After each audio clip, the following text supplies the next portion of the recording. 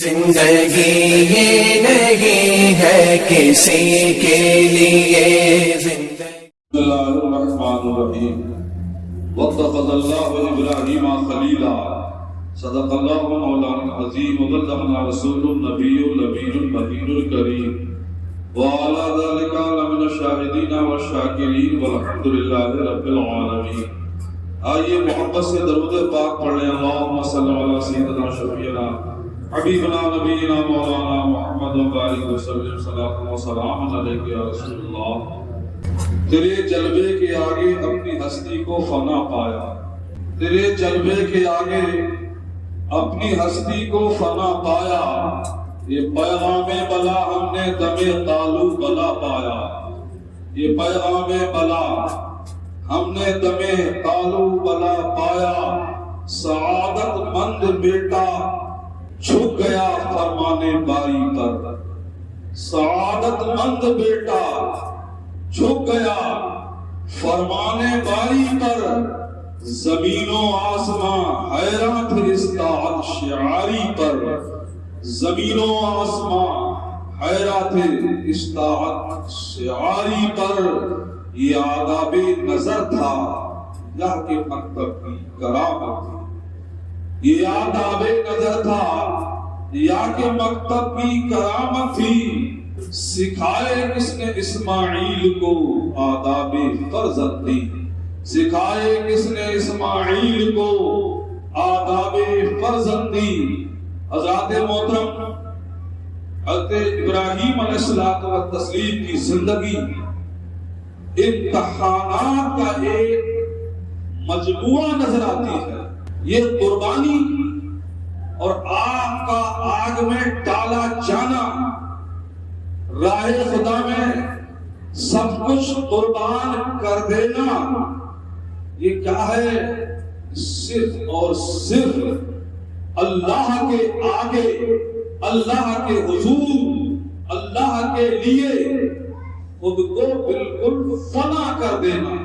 شیطان بولا پیغمبر کیا بیٹا ذبح کر کے ہی خدا راضی ہوگا؟ اے خلیل اللہ، کیا گلے پر فرزند کے تلوار چلاؤ گے تبھی خدا راضی ہوگا؟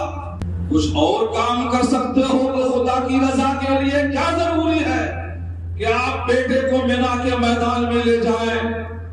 حضرات محترم، حضرت ابراہیم علیہ السلام کو جلالا گیا اور فرمایا شیطان بھاگ جا یہاں سے، تو کون ہے جو میرے اور خدا کے بیچ میں ایک حائل ہو گیا ہے اور روڑا بن کے آ گیا ہے؟ میں تو اللہ تعالیٰ کی طرف سے جو مجھے حکم ہوا ہے میں اس کو حکم کو پورا کروں گا۔ حضرات محترم، ہر طریقے سے شیطان نے اپنا داؤ چلایا مگر وہ کامیاب نہیں ہوا، اور اس کی ناکامیابی کا اعلان جب جب محرم کی، جب جب ذی الحجہ کی 10 اور 11 اور 12 تاریخ آئے گی تو اس دنیائے مکہ المکرمہ میں جو شیطان بنے ہیں، آپ ہر سال اعلان کیا جائے گا، کنکر مار مار کے او شیطان، آج سے 4000 سال پہلے اسی زمین پر اللہ کے خلیل نے تجھے کنکر مارا تھا، آج ہم 7 کنکریاں ان کی سنت کو ادا کر رہے ہیں تجھے مار۔ آج سے 4000 سال پہلے یہ کنکر ابراہیم نے شیطان کو مار کے رجم کیا تھا۔ رات اور حقیقت یہ ہے لوگوں، اگر پوچھو اور حج کو سمیٹو، آپ پورے حج کے ارکان کو سمیٹ لو تو آپ کو کیا نظر آئے گا؟ آپ کو کچھ بھی نظر نہیں آئے گا۔ اگر نظر آئے گا تو اتنا نظر آئے گا کہ جو حاجی لوگ آتے ہیں وہ کچھ اور کرنے نہیں آتے ہیں بلکہ اللہ کے پیارے بندوں کے جو اعمال و افعال تھے انہی کو دہرانے آتے ہیں، اور اسی دہرانے کا نام اسلام میں حج ہے۔ یہ صفا و مروہ پہ دوڑنا یہ کیا چیز ہے؟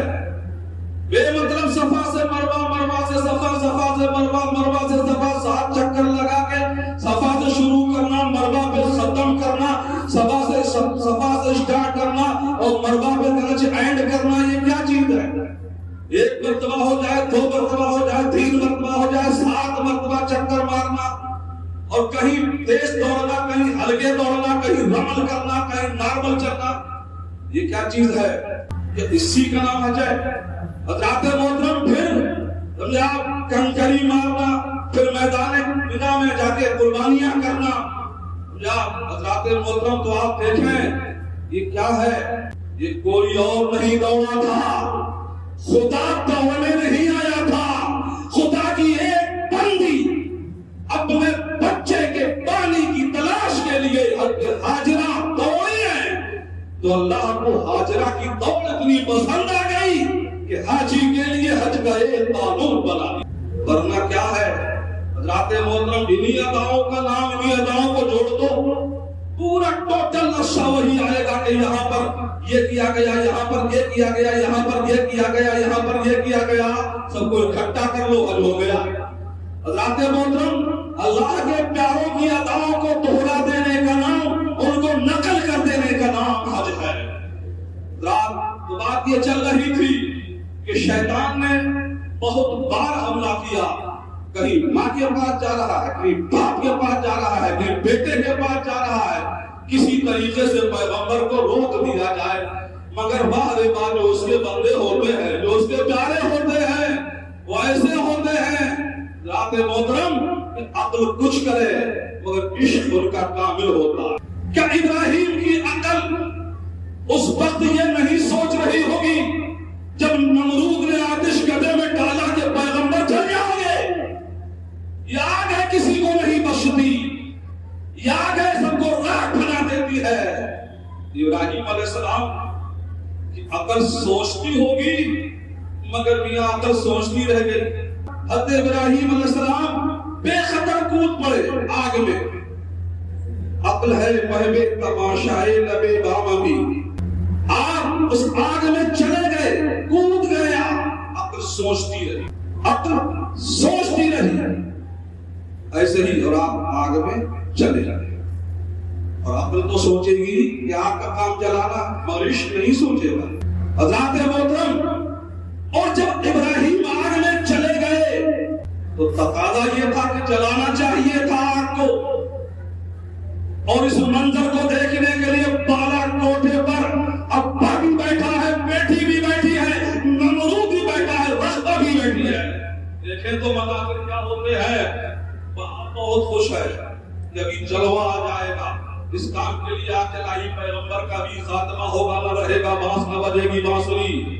بیٹی بھی دیکھ رہی ہے، باپ بھی دیکھ رہا ہے، مگر باپ نے تو یہ سوچ لیا کہ ہاں کام ہو گیا، اور بیٹی نے جب دیکھا تو دیکھا کہ باپ کیا ہے کہ جو آگ جلائی تھی میرے باپ نے، اب آپ وہ تو نظر نہیں آ رہی ہے۔ جب اس نے امید گہری نظروں سے دیکھا تو دیکھا وہاں تو پھول نظر آ رہے ہیں، وہاں تو پھول نظر آ رہے ہیں، اتر کے نیچے آ گئی، اور آنے کے بعد اب آپ دیکھتی ہے کہ وہاں پھول ہی پھول ہیں۔ اسے احساس ہوا کہ بڑھوں نہ بڑھوں، ابراہیم نے کہا پڑھ لے کلمہ لا الہ الا اللہ، آ جا کلمہ پڑھ کے ابراہیم خلیل اللہ۔ چلی آئی حضرات محترم، رغبہ نام جو کی بیٹی تھی جو نمرود کی، وہ آ کے مذہب خلیل اللہ میں داخل ہو گئی۔ اسی بیٹی سے حضرت ابراہیم علیہ السلام نے اپنے ایک بیٹے کی شادی بھی کر دی، شادی بھی فرما دی، ایمان لے آئے۔ مگر جب نمرود کو معلوم ہوا کہ بیٹی ایمان لائی ہے تو اس نے کپڑا اتار کے اس عربستان کی دھوپ میں حضرات محترم گھسیٹنا شروع کیا، مگر باہر ہمیں سمجھانے کے لیے 1400 سال پہلے کی روایت ہمارے پاس موجود ہے، یہ 4000 سال پہلے کی بات کرتا ہے۔ آج سے 1400 سال پہلے جب امیہ نے حضرت بلال کو ننگا کر کے عرب کی اس تپتی ہوئی ریت پر لٹالا تھا تو بلال کیا کہہ رہے تھے؟ حلق پہ تیز رہے، تیز رہے، سینے پہ جلاد رہے، لب پہ تیرا نام رہے، دل میں تیری یاد رہے۔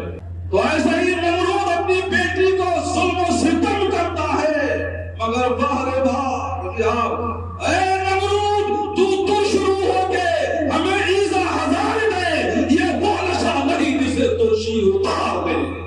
پیغمبر کا کلمہ پڑھ لیا، حضرات محترم لڑکی مسلمان ہو کر ہی دامنے مذہب خلیل اللہ میں داخل ہو جاتی ہے، اور جب دیکھا کہ ابراہیم کا حال کیا ہے تو اللہ اکبر، نارے نمرود میں جس نے حضرت ابراہیم علیہ السلام کو آگ میں ڈالنے کی اسکیم بتائی تھی، اس کو اللہ نے زمین پر دھسا دیا، زمین میں دھسا دیا۔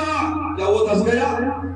نہیں، اس کو دھسایا، ابھی دھسا نہیں ہے، آج تک دھستا جا رہا ہے، اور قیامت تک وہ ابھی قیامت تک اندر جاتا رہے گا۔ اس نے اس کی بتائی تھی کہ ابراہیم کو آگ میں، مگر واہ رے واہ، نارے نمرود میں ڈالے گئے اس وقت خلیل تو پھول بن بن کے انگاروں نے قدم چومے۔ ابھی آپ جائفل بن گیا، جاوتری بن گئی، دار چینی بن گئی، پھول بن گئے، لالا بن گئے، نسترن بن گئے، یہ جلانے کے لیے تمہیں آگ لگائی تھی، اور اس کو کچھ لوگ کچھ جانور بھی مل گئے۔ ابھی آپ ایک تو انسان بھی بہت جانور ہوتے ہیں بہت سے، وہ کچھ جانور تھا۔ نمرود کیسا بیل تھا، کیسا جانور تھا، نہ بم سے مارا گیا، نہ توپ سے مارا گیا، نہ گولی سے مارا گیا، نہ ریوالور سے مارا گیا، کسی ایٹم بم سے نہیں، سمجھے آپ، AK-47 سے نہیں، ایک لنگڑے مچھر سے اللہ نے مروا دیا۔ سمجھے آپ، یہ شان ہے اس کی، مرواتا ہے تو لنگڑے سے مروا دیتا ہے، بچاتا ہے تو کعبے کو پرندوں سے بچا دیتا ہے، ابابیل سے بچا دیتا ہے۔ حضرات محترم، لہذا دو جانور بھی ملے، ایک میڈک اور ایک چھپکلی، دونوں نے اپنا اپنا کام کیا تھا، دونوں نے اپنا اپنا کام کیا تھا۔ چھپکلی چلی تھی اس آگ میں پھونک مارنے کے لیے، تاکہ ہم ٹھوکیں کہ آگ بھڑک جائے گی، خلیل کا خاتمہ ہو جائے گا معاذ اللہ۔ اس نیت سے تفسیر خازن میں، قرآن کی تفسیر خازن میں یہ واقعہ موجود ہے کہ چھپکلی ٹھوکنے کے لیے چلی، مگر کیا ہوتا اس چھپکلی کی ٹھوک سے اتنی بڑی آگ میں کچھ بھی تو نہیں ہونے کا تھا، اور پیچھے سے بیٹک چلا چند قطرے منہ میں پانی کے لے کے کہ میں آگ میں ڈالوں گا، آگ بن جائے گی، پیغمبر بن جائیں گے۔ تو نہ تو اس کے بجھانے سے کچھ ہو رہا تھا، نہ اس کے ٹھوکنے سے کچھ ہو رہا تھا، مگر یہ دو چیزیں ثابت ہو گئی کہ چھپکلی چلی تھی وہ پیغمبر کی دشمنی میں چلی تھی، اور میٹک چلا تھا وہ پیغمبر کی محبت میں چلا تھا۔ یہ تو فیصلہ ہو گیا حضرات محترم، اور آج تک اس کا اثر موجود ہے کہ چھپکلی گر جائے کنویں میں تو ہر مولوی کہے گا پانی ناپاک ہے نکال دو، اور میٹک تو پورا پروار کنویں میں رہتا ہے، مگر کوئی نہیں کہتا ہے کہ پانی نکالا جائے، وضو بھی ہوتا ہے، غسل بھی ہوتا ہے۔ حضرات محترم، اللہ اکبر اللہ اکبر۔ چھپکلی کو کیا دیا ہے خدا نے؟ چھپکلی کو زہر دیا ہے، زہر، اور میٹک کو کیا ملا ہے بدلے میں؟ زہر مورا ملا ہے۔ زہر مورا کا کام ہے زہر کو ختم کر دینا۔ حضرات محترم، اب آپ دیکھیں اللہ تعالیٰ نے ان دونوں کا کیا دیا؟